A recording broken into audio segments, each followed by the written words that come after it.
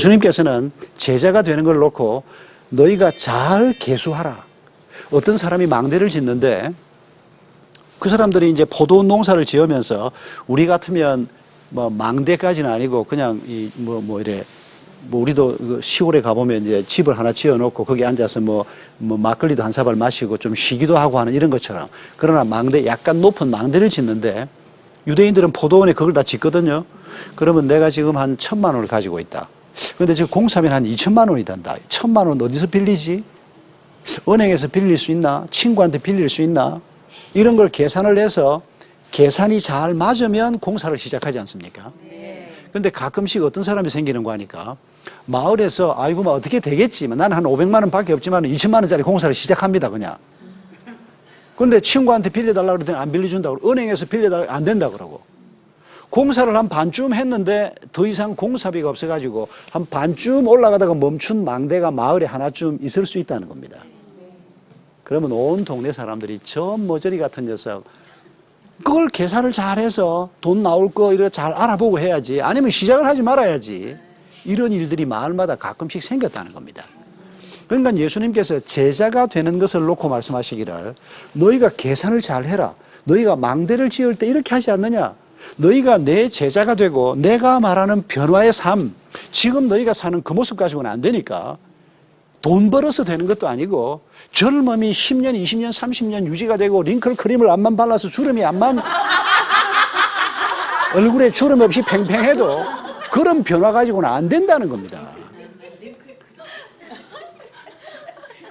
그 링클 크림을 누가 나한테 하나 줬는데 남성용이라고 하나 줬는데 왜 그걸 안 바르냐고 제 아내가 하도 그래서 제가 그 이름까지도 기억을 합니다. 그걸 링클 크림이라고 그러더라고요. 그래도 아직 한 번도 안 발랐더니 누구 준다 이라고 제 아내가 위협을 합니다만 그래서 내가 누구 주지는 말고 내가 바르긴 바를게 그러고 있는데 저도 주름 펴지면 좋죠 뭐. 그러나 그런 변화 가지고는 안 된다는 겁니다. 예수 그리스도의 제자가 되고 예수 그리스도의 백성이 되고 그렇게 해서 주님이 주시는 변화를 우리가 경험할 때 이 세상에서부터 우리가 누리게 될 변화는 사람들이 꿈꾸지도 못하고 상상도 하지 못하는 그런 변화라는 것입니다. 그런데 그 변화의 중심에 하나님이 계셔야 한다는 것입니다. 모세가 있는 거 가지고 안 된다는 겁니다. 좋은 목사님이 우리 교회 목사님이 유명하고 안 된다는 겁니다. 그것 가지고. 우리 할머니가 새벽 기도를 30년을 안 빠졌고 안 됩니다. 그것 가지고. 교회 안에 그런 양반들이 들어 있습니다. 지는 생전 기도 안 하고 할머니 얘기만 맨날 하고 그냥. 자기 5대조 할아버지가 평양에서 예수 믿었다고 그러고. 그게 무슨 소용이 있습니까, 그게? 조상들의 은혜가, 조상들이 받았던 그 하나님의 은혜가 그게 효력이 있으려고 하면 지금 내가 어떤 사람이냐가 더 중요하지. 5대조 할아버지가 암만 예수를 믿고 할머니가 아무리 새벽 기도를 다녀도 지는 개차반이면 그건 변화도 없고 축복도 없고 아무것도 없는 겁니다. 여러분, 오늘 우리가 지금 현재 우리의 삶에서 더 앞으로 가야 합니다. 그런데 하나님이 그걸 도우시겠다는 겁니다.